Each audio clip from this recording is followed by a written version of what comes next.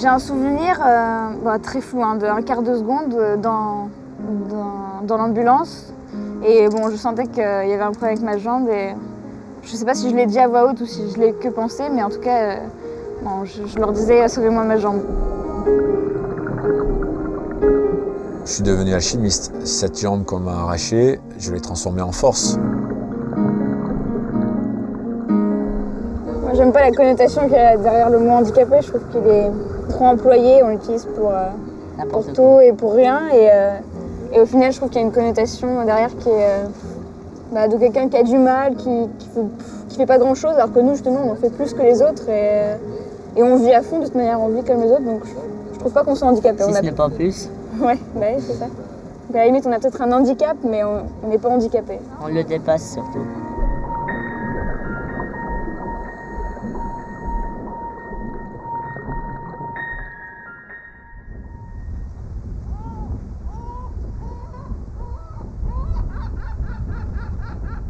Il faut que chacun gère son matos.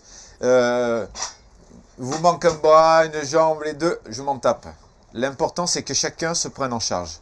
Parce que vous allez voir, au bout de la semaine, si on ne fait pas ça, on a eu le cas au premier stage, c'est la panique à bord. Faire plonger des personnes amputées, l'idée peut surprendre, et encore plus quand le prof est lui-même amputé. Franck Bruno, moniteur, sauveteur en mer, n'est pas du genre à se laisser enfermer dans sa différence. Alors tous les ans, grâce à son association Bout de Vie, il invite une dizaine de personnes à plonger dans l'eau turquoise des îles Lavezzi, au sud de Bonifacio. J'ai pas oublié qu'à l'âge de 18 ans, quand on m'a coupé une jambe, ce qui m'a permis de me restructurer, de me ressourcer, de vivre comme je vis maintenant, c'est la plongée sous-marine. Donc un jour, je me suis dit, tiens, organiser un stage pour faire venir des amputés, leur faire partager ma passion, ce serait pas mal. Puis ça fait des années que ça dure, c'est le 7e stage et je trouve extraordinaire de les voir arriver avec plein de doutes, plein de questions et de repartir à fond avec un grand sourire et découvrir que leur vie n'était pas un handicap mais juste une différence. Cette année, autour de Franck et Günther, les deux professeurs, les stagiaires sont jeunes, voire même très jeunes. Bravo. Certains sont nés avec un bras ou des jambes en moins, d'autres ont été amputés après un accident. Ça va, je te tords pas les chevilles? Non, c'est bon. Ils sont venus de toute la France et même de Suisse. C'est le cas de Nita, qui a 12 ans. Wow, tu vas très bien, tu vas avoir très chaud, je suis très content. Bon, mais tu vas passer la journée au soleil comme ça, donc voilà, ça c'est la plongée, on va la faire dans la bassine. Ah, génial. Formidable. Nita vit au bord du lac Léman. Son handicap, elle le côtoie depuis la naissance. Elle est en classe de 5e, comme tous les enfants de son âge. Au début, il ne me parle pas trop, puis au bout d'un moment, il commence à me parler, puis après ça va. Mais au début, ils n'osent pas m'approcher.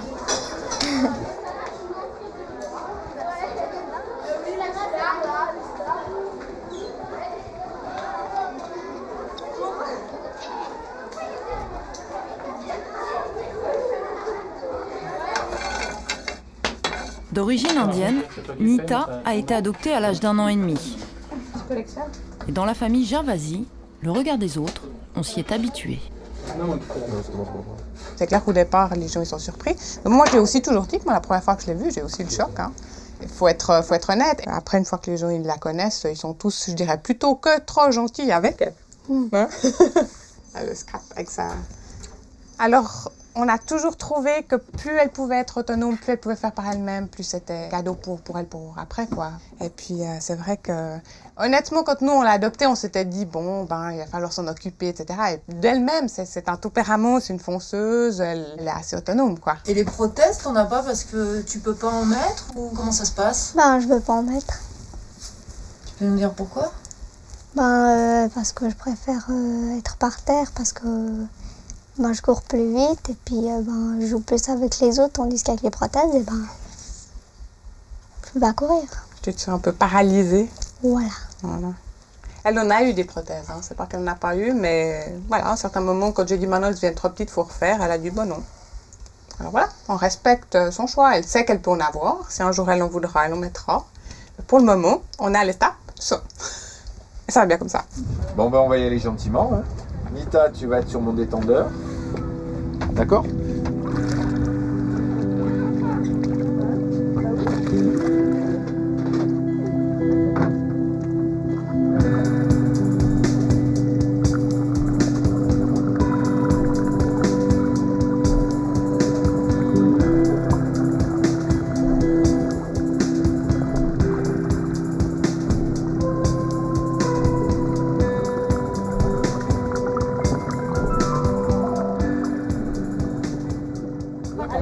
rajouté 2 kilos. Ah, d'accord. Comme Nita, Valentin n'a plus de jambes. Il a été amputé à l'âge de 2 ans. Il est venu sur le bateau avec son père, Laurent. C'est la première fois qu'ils partent en vacances, la première fois que Valentin voit la mer. Il est où là, Valentin? Dans l'eau avec Bonne Gunther. question, il est dans l'eau au fond. Il nage comme un poisson. Quoi? Apparemment, il est dans son élément. Valentin. Vous êtes pas? Là, il me laisse sur place. Honnêtement, il me laisse sur place. Le blanc. Regarde, Louane, tu vois Valentin? J'y crois pas. En général, c'est lui qui a peur, mais là, c'est lui qui me remonte. Depuis qu'il est ici, je sais pas, il y a quelque chose qui le motive, il a plus peur. Il a plus peur de rien. Super. T'as l'air très détendu. Tu pensais que tu serais aussi détendu avant de venir? Non. Parce que je m'attendais pas du tout à ça. Tu t'attendais à quoi? Bah, je sais pas, quelque chose de plus dur, quelque chose de...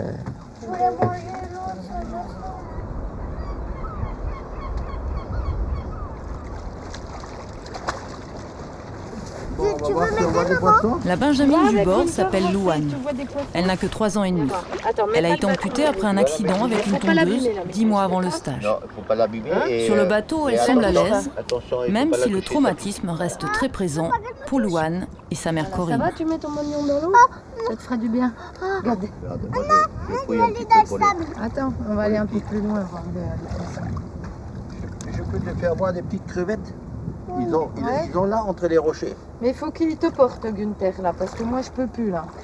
Je suis un peu en train de découvrir comment se comporte Louane, parce que on croit que c'est facile, mais je crois qu'aussi elle a ses appréhensions.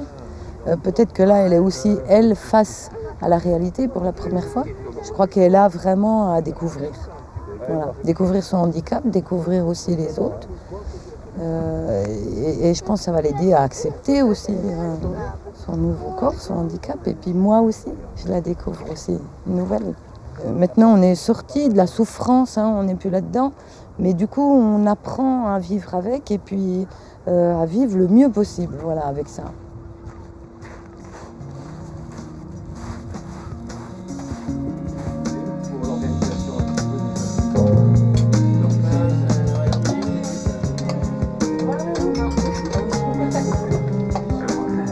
Le tour des lavettes.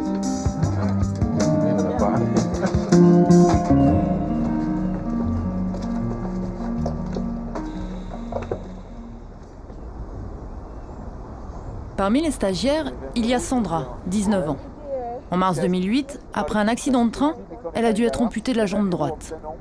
Depuis, Sandra s'accroche à ses études, au sport et à tous les projets qui lui permettent de garder la tête hors de l'eau. En tout cas, je suis vachement fier de toi parce que où on est allé, il y avait beaucoup de courant, beaucoup de houle. J'ai remarqué qu'il y avait le courant, Vraiment magnifique, magnifique. C'était la première fois que j'allais dans l'eau depuis l'accident, donc je découvrais un peu comment nager avec une jambe. On découvre d'autres sensations en fait, parce que comme on flotte vraiment, j'ai plus le contrepoids de l'autre jambe pour nager et pour rester au fond de l'eau. Mais non, c'est sympa comme sensation, ouais. Depuis l'accident, Sandra n'a rencontré que des personnes amputées plus âgées qu'elle. Venir ici, c'est l'occasion de côtoyer des jeunes et de se rassurer sur sa nouvelle vie. Moi, je le vois même pas son handicap chez Stéphanie, parce que elle fait tout, quoi. Elle prend des photos avec son maillot, je trouve ça bien. Et Nita, c'est pareil, quoi. Elle marche plus vite que moi avec mes béquilles, ou même que nous sur 2 jambes, quoi. Elle grimpe partout, il n'y a rien qui l'arrête, donc c'est génial.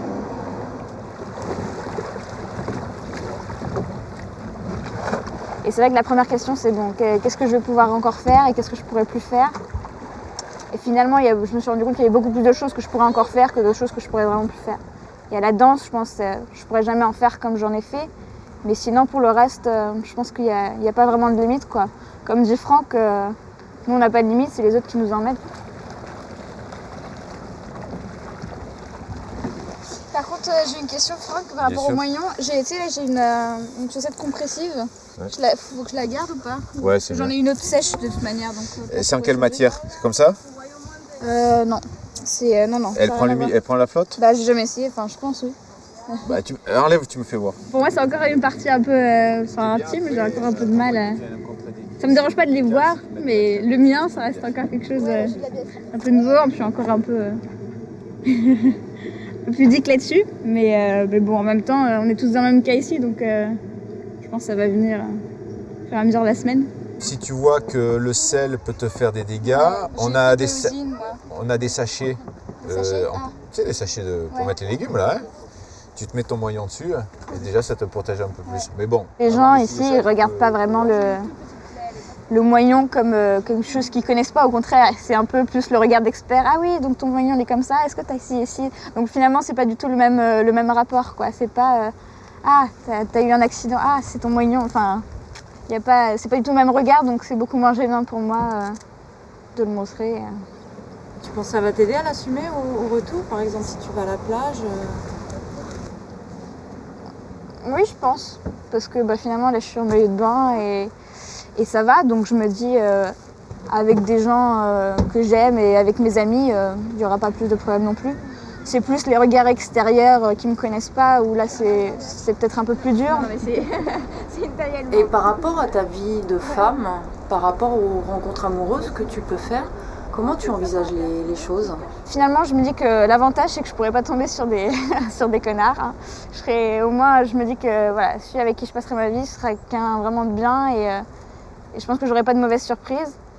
Alors après, bon, j'ai un peu peur de me dire, si jamais il y a quelqu'un qui s'intéresse à toi, faudra pas non plus faire trop la difficile. Et en même temps, je suis pas du tout comme ça. Je suis très exigeante et donc je pense que ça va être un peu le problème de trouver ce juste milieu-là, mais bon, mes amis me disent non, t'as pas à être moins exigeante parce que t'as un handicap, au contraire, tu restes comme tu es. Et bon, de toute manière, je me connais aussi, je pourrais pas passer ma vie avec quelqu'un que j'aime pas réellement. Franchement, avec les garçons, j'ai jamais eu de problème. Ça m'a même étonnée sur certains, quand même, parce que bon, je me dis, quand je vois certaines personnes, je me dis, est-ce que moi je pourrais me mettre avec une personne handicap différente? Donc je me pose la question et je me dis, finalement, eux, ils prennent bien. Donc, mais j'ai jamais eu de problème, j'ai toujours eu... j'ai eu de la chance, non ça va. Sur ça, j'ai pas eu de problème. Ouais. Puis il y en a même qui me disent c'est mon petit truc en plus. Donc voilà, ça fait plaisir des fois d'entendre ça. Hein. Ça, moi j'ai une question. Quand tu fais ton CV, par exemple, tu le marques ou pas? Je marque que je suis travailleur handicapé, que je suis inscrite à la Cotorep, voilà. Parce que ça, justement, au moment de faire mes premiers CV, j'avais pas besoin de le mettre. Et là, du coup, je me suis posé la question quand je recherchais un stage. Je me suis dit, bon, est-ce que je le mets dans le CV, dans la lettre de motivation? Moi, je préfère le mettre. Et en même temps, voilà, j'ai pas envie qu'ils aient un a priori sur moi, que ce soit bon ou mauvais, mais j'ai pas envie de le cacher non plus. Mais j'ai pas envie non plus qu'on m'embauche, par exemple, pour ça, en se disant, bon, handicapée quand même, elle a fait du chemin et tout. J'ai envie vraiment d'être une candidate normale et d'avoir mon poste parce que pour mes qualités de travail, pas parce que j'ai une différence en plus, quoi. Cet après-midi, au moment de remettre la tête sous l'eau, les angoisses de Sandra remontent.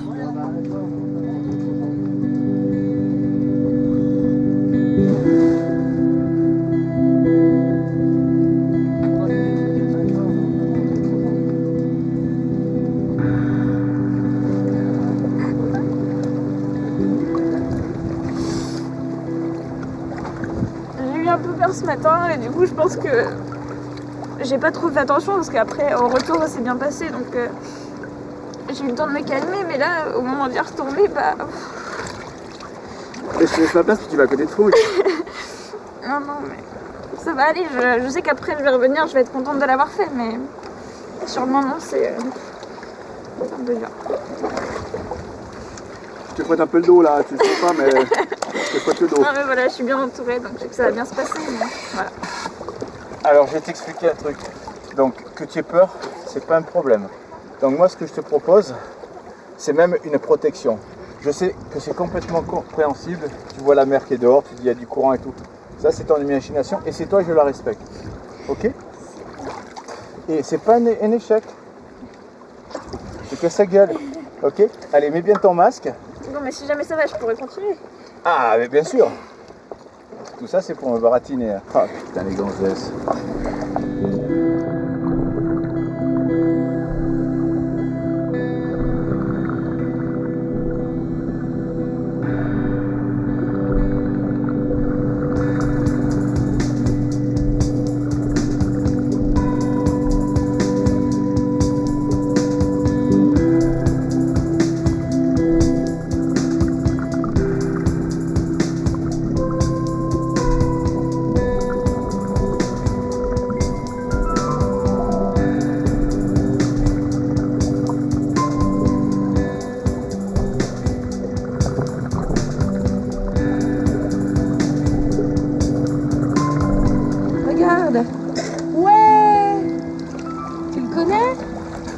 ma petite sirène. Salut, ton doudou, hein. Alors je tenais absolument à vous féliciter. Vous avez été au top. 13 mètres. On est allé à 13 mètres. Tu vois? Tu vas voir ton petit bidou? Quand tu fais froid. Ah, je peux faire. Je suis le roi du monde.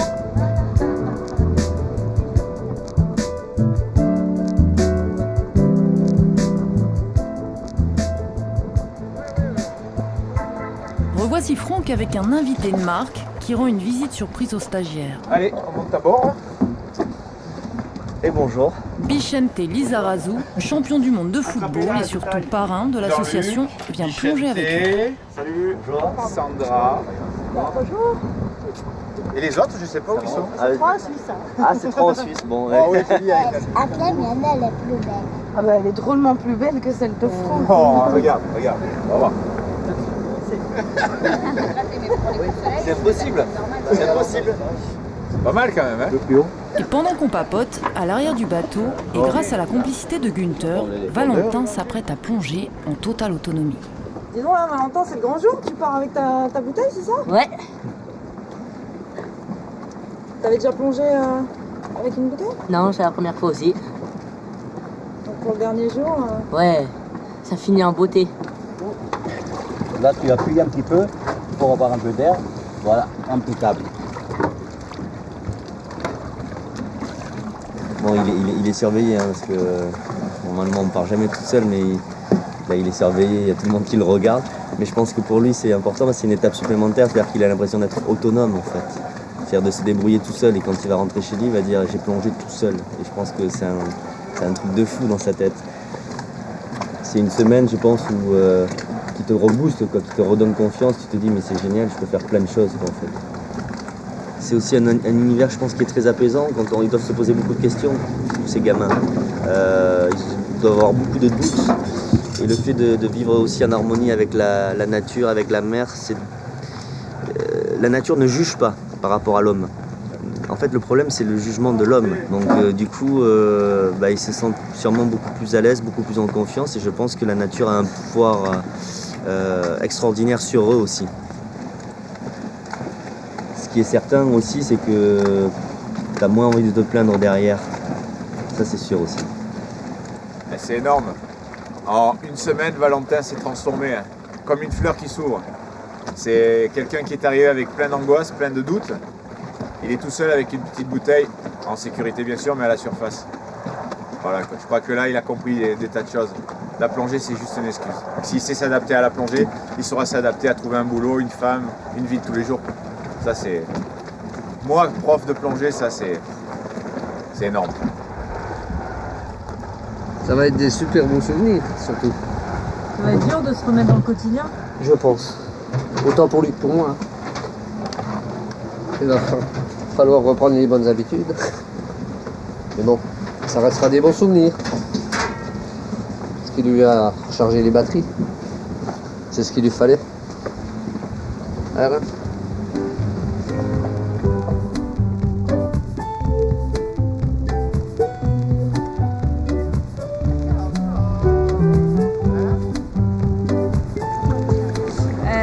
C'était intensif comme semaine, donc forcément c'était trop court, et en même temps il s'est passé plein de choses, et on a vécu plein de choses, et je sais que maintenant, quand j'aurai un petit coup de blues, je repenserai à Anita, je repenserai à Stéphanie, je repenserai à tous ces gens que j'ai rencontrés pendant ce stage et qui sont super, qui ont une envie de vivre incroyable et un moral super, donc voilà.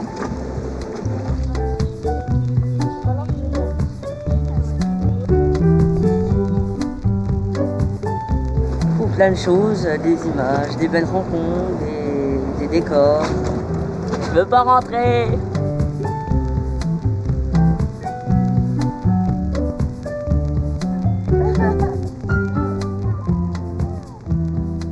Maman, elle est gentille avec toi. Ouais. Tu veux la laisser ici? Non, elle va aller faire pipi.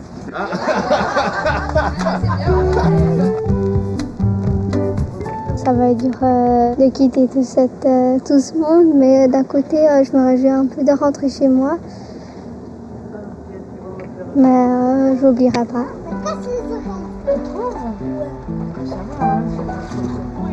Bah, c'est réussi en tout cas, à travers des stages comme ça. Ouais, c'est vraiment. Enfin, moi, je repars plein de force et plein d'espoir pour Louane et pour moi aussi. Ça nous redonne l'espoir en fait. Ouais.